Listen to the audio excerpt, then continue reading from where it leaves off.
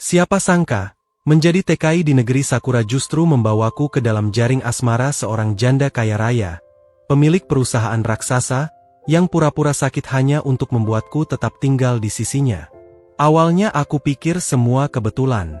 Tapi semakin lama, aku sadar, hidupku sedang dipermainkan oleh cinta yang tak biasa. Dan saat semuanya terungkap, aku hanya punya dua pilihan. Lari sejauh mungkin, atau menikahi wanita yang rela berbohong demi bisa bersamaku. Namaku Dimas, aku dari Kebumen. Dan inilah kisah gila yang tak pernah kubayangkan sebelumnya.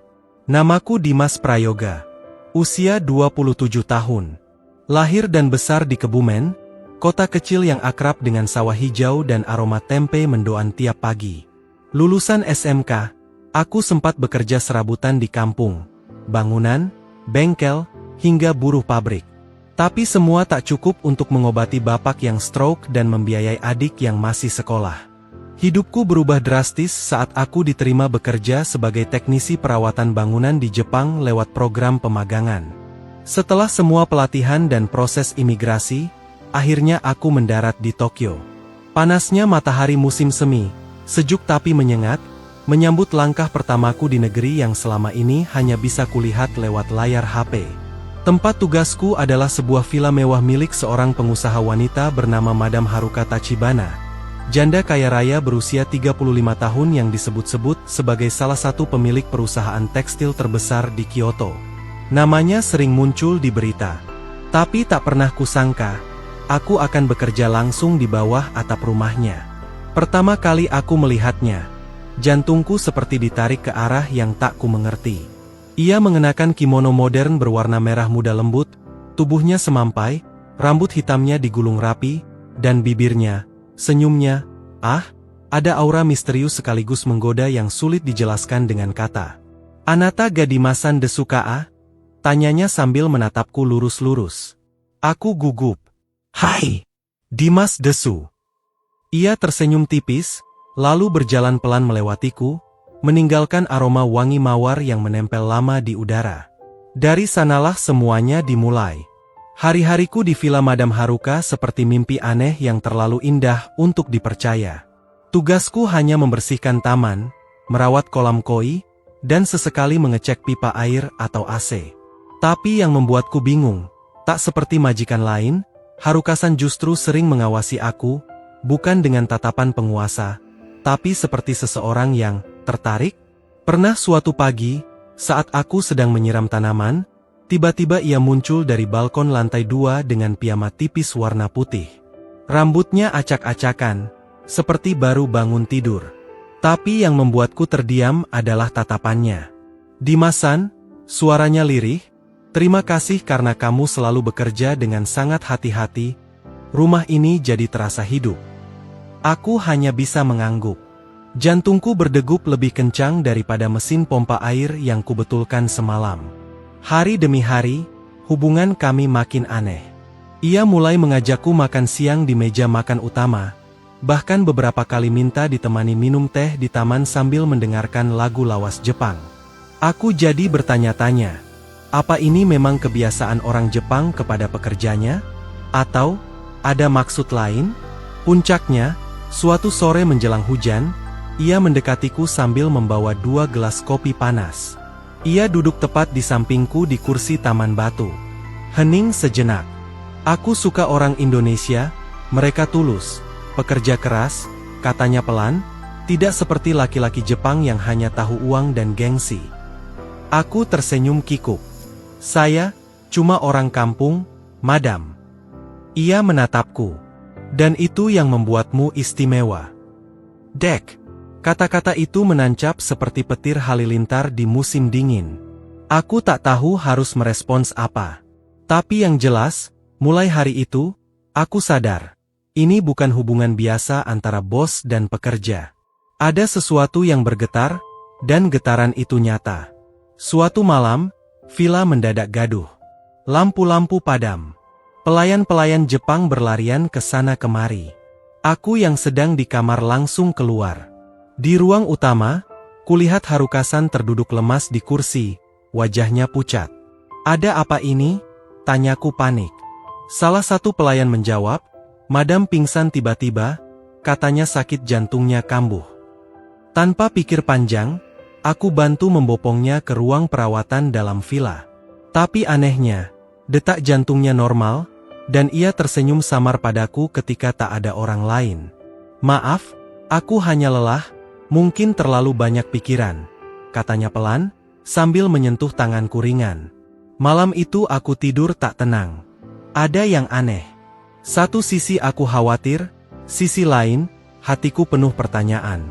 Besoknya lebih mengejutkan lagi, Madam memanggilku ke ruang tamu pribadi. Ia tampak lebih sehat, bahkan wangi parfum mahalnya kembali memenuhi ruangan. "Dimas, aku ingin kamu tinggal lebih lama di sini. Aku akan bicara ke perusahaan agar kontrakmu diperpanjang." Aku bingung. "Tapi bukannya program magang saya cuma 3 tahun, Madam?" Ia tersenyum, lalu menatap mataku dalam-dalam. "Kalau kamu ingin, aku bisa urus semuanya. Bahkan, kamu tak perlu lagi jadi pekerja." Aku terdiam.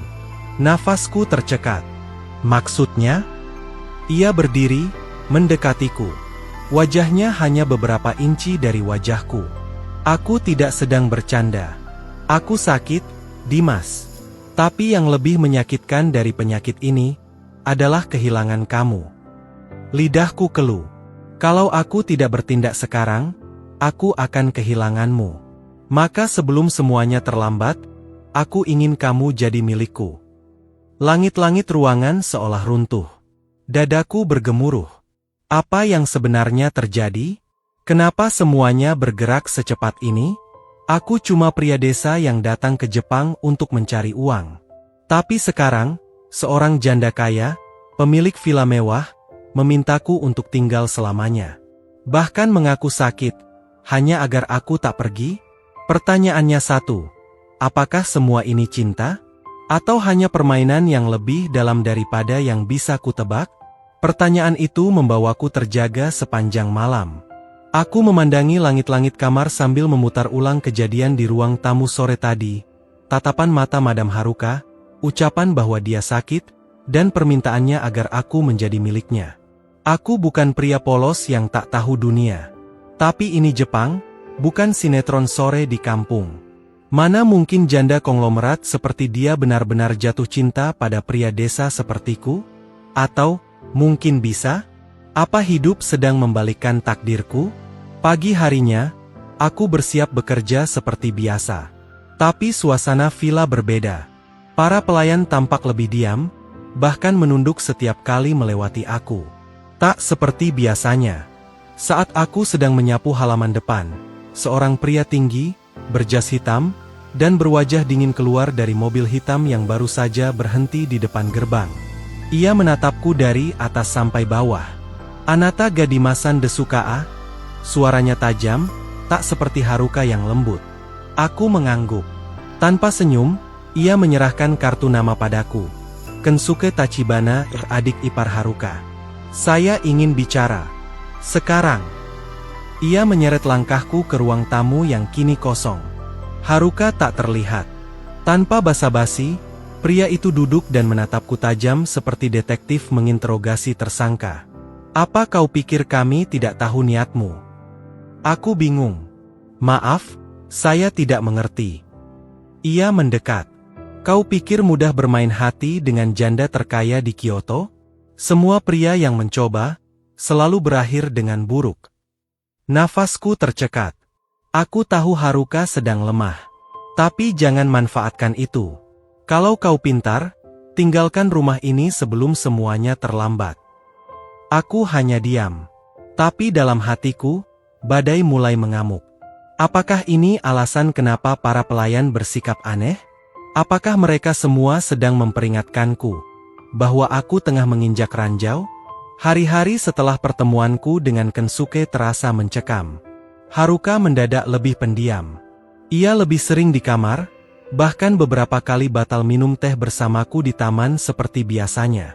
Aku tak tahu apakah dia sakit beneran, atau sedang menghindar. Tapi suasana di villa berubah. Dingin. Tak bersahabat. Sampai suatu sore, Saat aku sedang membersihkan ruang kerja belakang, aku menemukan sebuah lukisan tergantung agak miring. Saat kuperbaiki, aku melihat ada amplop putih terselip di belakang bingkai. Kertas itu ditulis dengan tangan. Tulisan Jepang yang sederhana, tapi penuh tekanan emosional. Dengan bantuan aplikasi terjemahan di HP-ku, aku menerjemahkan isi surat itu. Jika kamu membaca ini, berarti aku tak punya banyak waktu. Mereka mungkin akan mencabut semua yang aku punya. Tapi aku tidak peduli. Yang aku butuhkan hanya satu. Seseorang yang melihatku sebagai manusia. Bukan angka. Bukan warisan.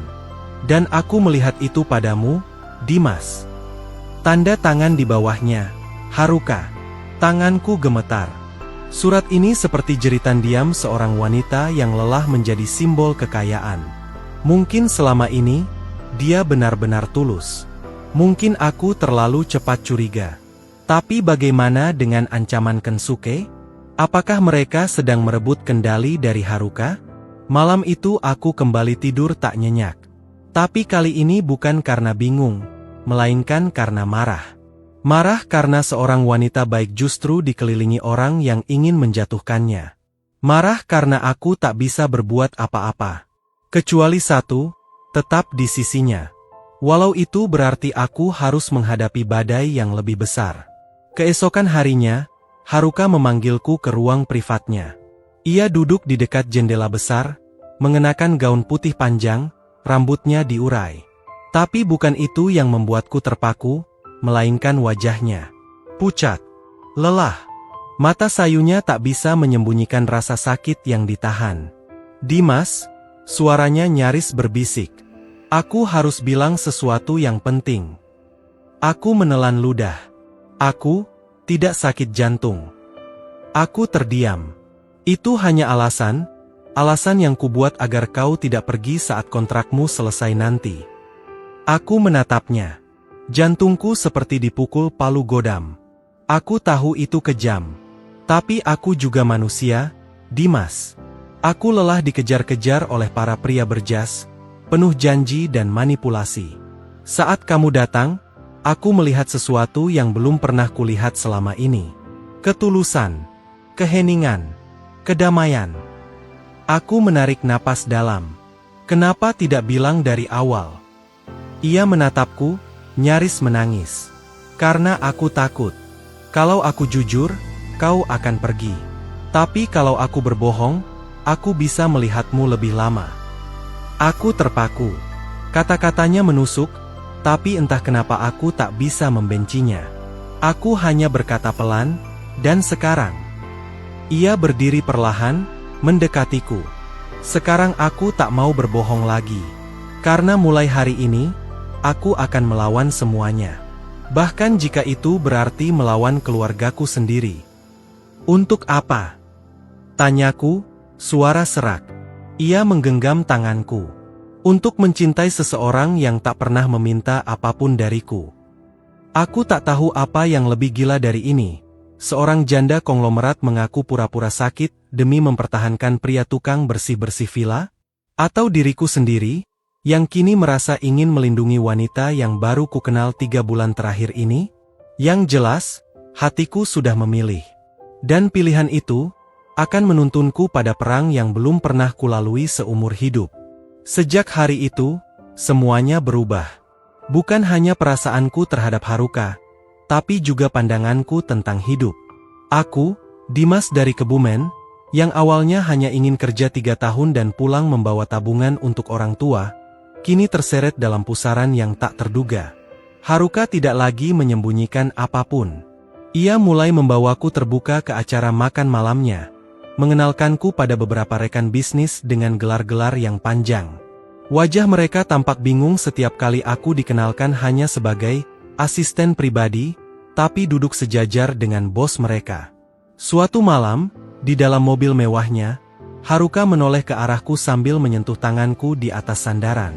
Kalau kamu siap, aku ingin mengumumkan sesuatu ke publik minggu depan. Aku ingin semua orang tahu, aku bukan sendiri lagi. Aku hanya bisa menatapnya. Kamu yakin? Apa kamu siap melawan mereka? Ia mengangguk, tersenyum. Lebih dari siap. Karena hidupku baru benar-benar dimulai saat kamu datang. Aku percaya pada ketulusan Haruka. Tapi yang tidak kukira, deklarasi cinta itu akan mengundang badai yang belum pernah kami bayangkan sebelumnya. Deklarasi itu dimulai dari sebuah pesta kebun eksklusif di Kyoto. Haruka berdiri di atas panggung kecil, mengenakan gaun hitam elegan. Aku berdiri di belakangnya, jantungku berdegup 3 kali lebih cepat dari biasanya. Mulai hari ini, kata Haruka dengan suara lantang, aku memilih untuk menjalani hidup dengan orang yang membuatku bahagia, bukan orang yang hanya mengejar hartaku. Lalu ia menoleh padaku, menggenggam tanganku di hadapan para tamu kaya dan berkuasa. Namanya Dimas. Dia bukan dari Jepang. Bukan pewaris perusahaan. Tapi dialah yang akan menemaniku mulai sekarang. Tepuk tangan? Tidak ada. Yang terdengar justru bisik-bisik, nada dingin, dan pandangan tajam. Di sudut taman, aku melihat Kensuke mengepalkan tangan. Dan saat semua tamu mulai bubar, ia menghampiri kami dengan langkah berat. Haruka, kau sudah kehilangan akal sehatmu. Bentaknya di hadapanku. Kau mempermalukan keluarga Tachibana hanya karena pria kampung ini. Haruka berdiri tegak. Jika mempertahankan kebebasan disebut gila, maka aku rela jadi gila. Kensuke mengeluarkan sepucuk surat. Kalau begitu, bersiaplah kehilangan segalanya. Kami sudah memulai proses pencabutan saham atas namamu. Selamat tinggal, Haruka-san. Semuanya terjadi begitu cepat. Dalam semalam, Haruka kehilangan kekuasaan di perusahaan yang ia bangun bersama mendiang suaminya. Semua kantor cabang mulai diambil alih. Rekeningnya dibekukan. Villa kami diaudit. Dan aku, mendadak menjadi simbol kehancuran di mata para petinggi Jepang. Dalam waktu kurang dari seminggu, kami yang biasa hidup dalam kemewahan kini dipaksa menyusun ulang hidup dari nol. Haruka memutuskan untuk pindah ke sebuah rumah kecil milik neneknya di Osaka. Rumah tua 2 lantai yang penuh kenangan, tapi jauh dari kemewahan. Di sanalah kami mulai belajar hidup sebagai manusia biasa. Aku mulai bekerja serabutan di bengkel sepupu Haruka, sementara Haruka sendiri membuka jasa konsultasi mode secara daring. Ia tak pernah mengeluh, walau matanya sering sembab setiap pagi. Kalau aku tahu cinta akan semahal ini, mungkin dulu aku sudah jatuh cinta sejak dulu, katanya sambil menyetrika bajunya sendiri, hal yang dulu tak pernah ia lakukan. Aku hanya bisa tertawa kecil. Tapi di dalam hati, aku tahu, Haruka bukan wanita biasa. Ia bukan wanita lemah. Justru inilah versi terbaiknya, berani kalah demi cinta. Namun tak semua orang menerima perubahan ini. Suatu malam, saat aku pulang kerja, ada secarik kertas diselipkan di pagar rumah. Pesan singkat. Kembali ke asalmu, sebelum segalanya hancur. Aku tunjukkan ke Haruka. Ia membacanya sebentar, lalu merobeknya. Kalau mereka pikir kita akan mundur karena ancaman, mereka tidak mengenal siapa aku. Dan mereka belum tahu siapa kamu, Dimas. Minggu itu, Haruka mengambil keputusan besar. Aku akan menantang mereka. Aku akan gugat hak warisku di pengadilan. Aku menatapnya. Kamu yakin? Bukankah itu berarti kamu akan kembali ke dunia yang menyakitimu? Ia tersenyum tipis. Aku tidak kembali untuk mereka. Aku kembali untuk diriku sendiri. Dan untuk kita. Selama beberapa minggu, kami sibuk mengumpulkan dokumen, mencari pengacara, dan menyusun bukti. Tapi kami tahu, melawan keluarga Tachibana sama saja melawan gunung es. Kekuasaannya tak hanya di perusahaan, tapi juga di pengadilan dan media. Ancaman demi ancaman datang. Bahkan beberapa tetangga mulai menjauh. Tapi kami tetap teguh. Hari sidang pun tiba. Di depan gedung pengadilan, media berkerumun. Kilatan kamera menghantam wajahku seperti hujan badai. Tapi Haruka menggenggam tanganku erat. Kalau aku harus kehilangan segalanya untuk mempertahankanmu, Dimas, maka aku akan kehilangan semuanya dengan bangga. Aku hanya bisa menatap wanita yang pernah pura-pura sakit demi mencintaiku. Tapi sekarang, ia tak perlu pura-pura lagi. Karena hari ini, ia bertarung dengan seluruh kebenaran di tangannya. Dan aku, si pemuda dari Kebumen, berdiri di sisinya, bukan sebagai pekerja, tapi sebagai seseorang yang siap kehilangan segalanya, demi cinta yang tidak bisa dibeli. Hari itu, ruang sidang penuh. Jaksa duduk tegak. Hakim berbicara lantang. Haruka duduk dengan kepala tegak, mengenakan jas putih gading yang ia desain sendiri. Aku duduk di barisan belakang, tapi hatiku berada di barisan depan bersamanya. Gugatan Haruka terhadap keluarga Tachibana mengguncang media Jepang.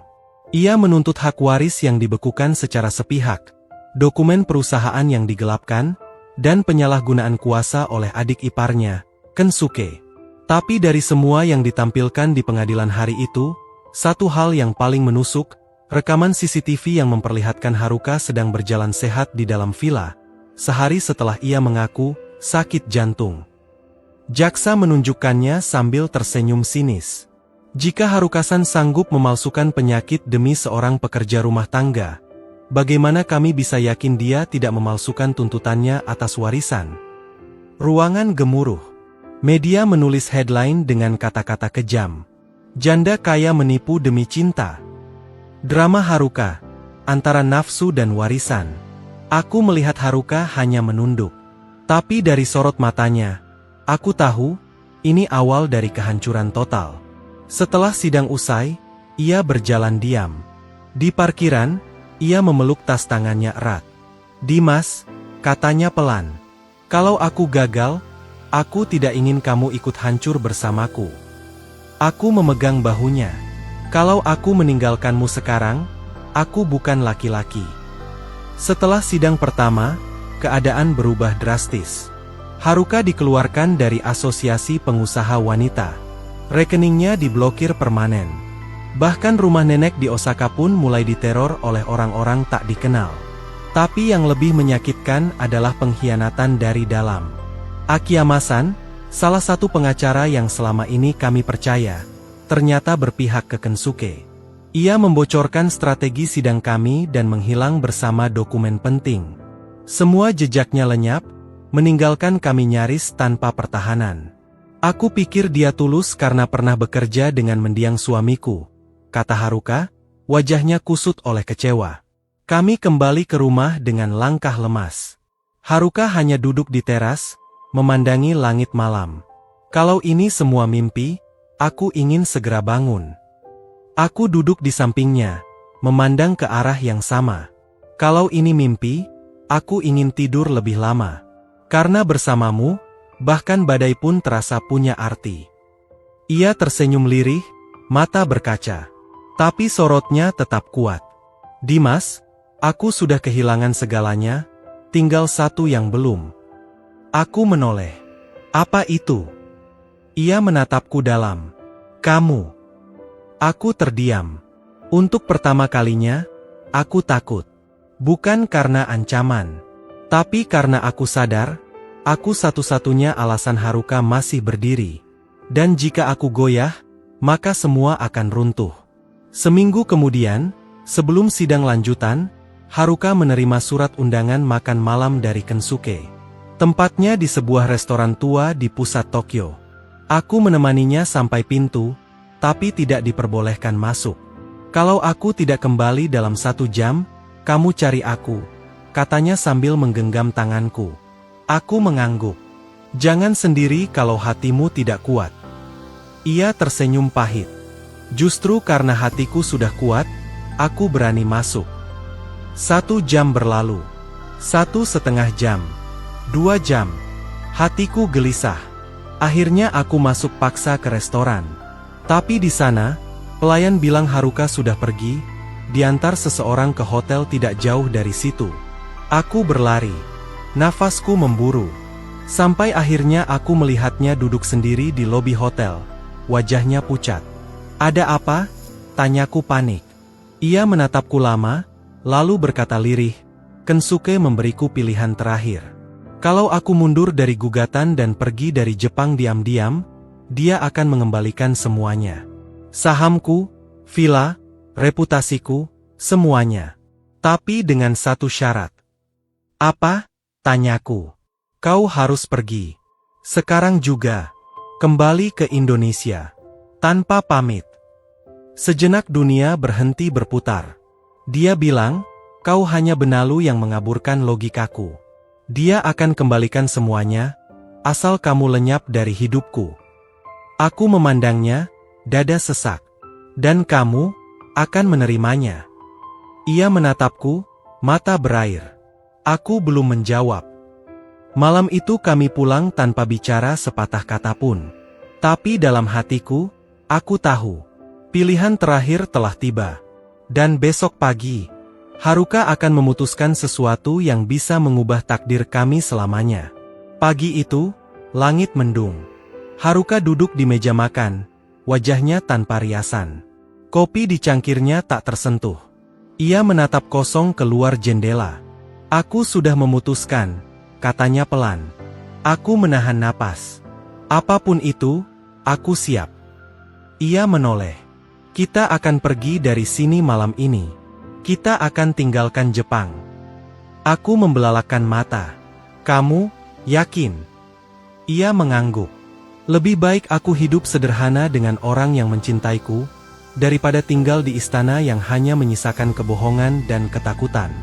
Aku tidak butuh villa, tidak butuh saham, tidak butuh nama keluarga Tachibana. Aku tak bisa berkata-kata, tapi di dadaku ada ledakan yang tak bisa diredam. Campuran bahagia, lega, dan sedih. Ia menggenggam tanganku. Kalau aku kehilangan segalanya, tapi bersamamu, maka itu bukan kehilangan. Itu pembebasan.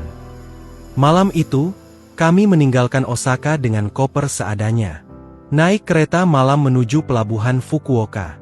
Dan untuk pertama kalinya sejak aku datang ke Jepang, aku tak merasa seperti pembantu atau tamu. Aku merasa seperti pasangan hidup. Dan saat kereta berjalan meninggalkan kota, aku tahu, apapun yang terjadi, aku dan Haruka telah melewati ujian paling berat. Yang tersisa sekarang, hanyalah bertahan bersama. Kami tiba di kota kecil bernama Beppu, di Pulau Kyushu, dengan 2 koper dan tabungan seadanya. Haruka menyewa rumah mungil di pinggir bukit, dikelilingi ladang teh dan suara burung yang tak pernah berhenti bernyanyi di pagi hari. Dari janda konglomerat, ia kini menjadi wanita biasa. Memasak sendiri, mencuci sendiri, bahkan kadang mengantre di pasar pagi hanya untuk mendapatkan potongan harga telur. Dulu aku punya 10 asisten pribadi, katanya sambil tertawa pelan saat kami memasang jemuran. Tapi tidak satu pun dari mereka membuatku merasa hidup seperti ini. Aku pun kini bekerja di sebuah bengkel kecil milik warga lokal. Tak ada dasi, tak ada jadwal formal, hanya kerja keras dan peluh.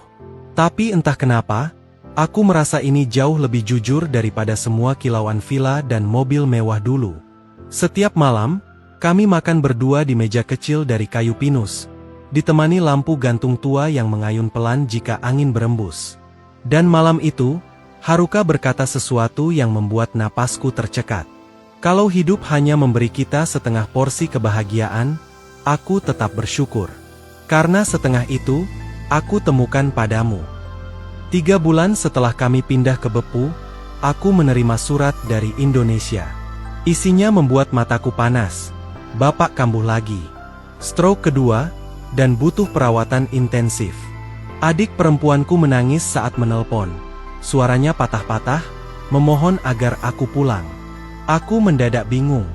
Haruka melihat wajahku berubah dan langsung bertanya, "Ada apa?" Aku menunjukkan surat itu. Ia membacanya perlahan, lalu menatapku. Tidak dengan panik, tapi dengan ketenangan yang membuat dadaku makin sesak. "Pulanglah," katanya. Tapi, ia menggenggam tanganku. "Pulanglah, Dimas. Aku tak pernah menahanku. Kalau ada yang harus kamu perjuangkan, aku tahu itu keluargamu." Aku hanya bisa menunduk. Ada getaran aneh di dadaku, takut, cemas, tapi juga penuh haru. Karena justru saat aku siap berjuang bersamanya, ia melepasku dengan tenang. 3 hari kemudian aku pulang ke Kebumen. Haruka mengantar sampai stasiun, membawa bekal nasi katsu buatanku, karena ia tahu, hanya itu masakan Jepang yang bisa kutiru dengan baik. Saat kereta mulai melaju, ia berdiri di peron, melambai dengan senyum. Kalau hatimu selesai di sana, kembalilah ke sini. Tangisku pecah di dalam kereta. Dan untuk pertama kalinya dalam hidup, aku tahu rasanya meninggalkan seseorang. Bukan karena tak cinta, tapi justru karena terlalu dalam mencintai. 3 bulan di Kebumen terasa seperti 3 tahun. Bapak sempat kritis, tapi akhirnya mulai membaik. Aku mengurus sawah seadanya, membantu adik mengurus rumah, dan berusaha menutupi rinduku pada Haruka dengan kesibukan. Setiap malam aku membuka galeri HP. Foto-foto kami di villa, di dapur rumah kecil bepu, dan bahkan momen canggung saat pertama kali aku mengajari Haruka membuat telur dadar yang gosong total. Semuanya terasa seperti mimpi. Sampai suatu malam, aku mendapat pesan di email. Pengirimnya, Haruka Tachibana. Dimas, aku punya kabar penting. Aku tidak tahu kamu akan bahagia atau marah. Tapi aku tidak bisa menyimpannya sendiri lebih lama. Tolong buka lampiran ini.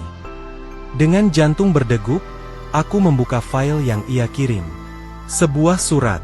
Tulisan Jepang halus yang sudah diterjemahkan otomatis di bawahnya. Isinya, dengan ini, saya, Haruka Tachibana, menyatakan bahwa seluruh saham yang sempat direbut dari saya secara tidak sah telah dikembalikan sepenuhnya atas keputusan Pengadilan Distrik Tokyo. Semua tuduhan terhadap saya dicabut. Dan semua itu, berkat rekaman suara Kensuke yang berhasil saya temukan di email lamanya, yang secara jelas mengancam saya dengan syarat-syarat kotor. Aku menutup laptop. Nafasku memburu. Haruka menang. Dia bertahan. Dia kembali berdiri. Aku langsung balas email itu. Apa kamu masih di Bepu? Aku akan naik pesawat pertama besok pagi. Dan balasannya, tidak. Aku sudah pindah ke tempat baru. Dan tempat itu akan kita tempati berdua. Kalau kamu masih mau. Hatiku seperti meledak oleh perasaan yang sulit dijelaskan. Aku mengepak baju, mencium kening bapak, dan mengatakan satu kalimat yang membuat mata beliau berkaca. Pak, saya bukan TKI lagi. Saya kembali bukan cuma bawa uang, tapi juga bawa masa depan. Itu kata-kataku pada bapak sebelum naik pesawat. Tapi yang sebenarnya kubawa bukanlah harta. Aku membawa keyakinan bahwa cinta sejati bisa mengalahkan segalanya, bahkan kehancuran. Setibanya di Jepang, aku tak langsung ke Bepu. Haruka mengirimkan koordinat lokasi baru. Hakone, sebuah kota indah di pegunungan, terkenal dengan pemandian air panas dan udara yang begitu bersih, hingga kamu bisa mencium aroma pinus dari jarak puluhan meter. Sopir yang menjemputku berkata, Tuan Dimas ya? Nyonya Haruka sudah menunggu. Nyonya? Tanyaku setengah bercanda. Sopir itu tertawa, sekarang semua orang memanggilnya begitu lagi. Dia kembali menjadi pemilik grup Tachibana, dan wanita paling disegani di seluruh prefektur Kanagawa. Saat mobil menanjak melewati jalanan berliku, aku melihat rumah besar dari kayu cedar berdiri megah di tengah kebun sakura. Tapi bukan itu yang membuatku terpana. Yang membuatku berhenti bernapas adalah sosok wanita berbaju putih, rambut dikuncir sederhana, dan mata berbinar yang berdiri di depan pintu. Haruka. Ia melambaikan tangan. Aku turun dari mobil, dan kami hanya berdiri berhadapan beberapa detik. Tak berkata apa-apa. Lalu perlahan, ia merengkuhku. Pelan. Dalam. Seolah aku adalah satu-satunya jawaban dari semua luka yang pernah ia pendam. Aku tidak pernah ragu kamu akan kembali, bisiknya di dadaku. Dan untuk pertama kalinya, rumah mewah ini terasa bukan seperti istana kosong, tapi seperti rumah sungguhan. Malam itu, Haruka memasak sendiri. Tempura, sup miso, dan nasi putih hangat. Ia menolak bantuan pembantu. Aku ingin kamu makan masakan dari tangan istrimu sendiri, katanya. Aku sempat terdiam. Istri? Tanyaku. Ia tersenyum menggoda, lalu mengeluarkan sebuah map dari dalam lemari. Di dalamnya, surat pernikahan sipil yang sudah ditandatangani. Tanggalnya, 2 hari lalu. Aku mendaftarkan pernikahan kita sebelum kamu datang. Aku yakin kamu tidak akan menolak, bukan? Aku hanya bisa menatap matanya, kemudian tertawa pelan. Kamu memang gila. Tapi kamu jatuh cinta pada kegilaan ini, bukan?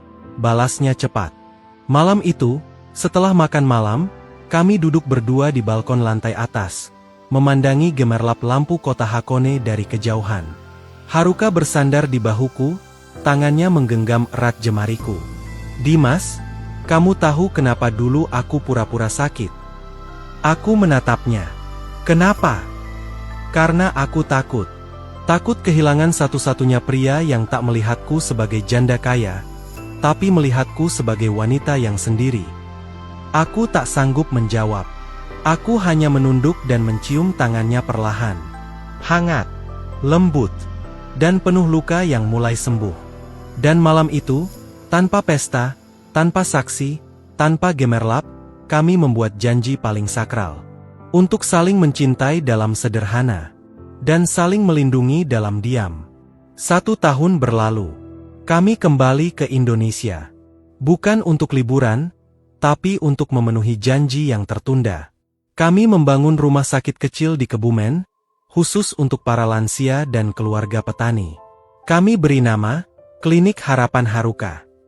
Kalau dulu kamu pura-pura sakit demi cinta, candaku di depan tenda peresmian, sekarang kamu sembuhkan ratusan orang dengan cinta yang nyata. Haruka tersenyum. Di tengah kerumunan, ia tetap tampak paling menonjol. Mantan bos janda kaya, kini berdiri sebagai istri dari lelaki desa, tanpa gengsi sedikitpun. Bapak kini sehat, duduk di kursi roda tapi wajahnya berseri. Ibuku menitikan air mata saat memeluk Haruka, dan berkata dalam bahasa Jawa lirih, "Kowe pancen putri sejati." Dan saat malam tiba, kami berdiri di atas bukit dekat rumah orang tuaku. Di sana, hanya ada langit luas, bintang, dan suara jangkrik. Haruka menggenggam tanganku. Dimas. Ya. Kalau suatu saat aku benar-benar jatuh sakit, kamu akan tetap di sini, kan? Aku tersenyum. Aku sudah pernah melewati hidup tanpa kamu. Itu cukup sekali. Setelah ini, aku akan tetap di sini, bahkan kalau seluruh dunia memintaku pergi. Ia menatapku. Air mata mengalir. Tapi bukan karena sedih, melainkan karena yakin. Karena perjalanan kami, dari villa megah hingga dapur sederhana, dari pengkhianatan hingga pengorbanan, berujung di satu tempat. Rumah. Dan rumah itu, bukan soal dinding atau atap, tapi siapa yang berdiri di sampingmu, dalam segala suka dan duka.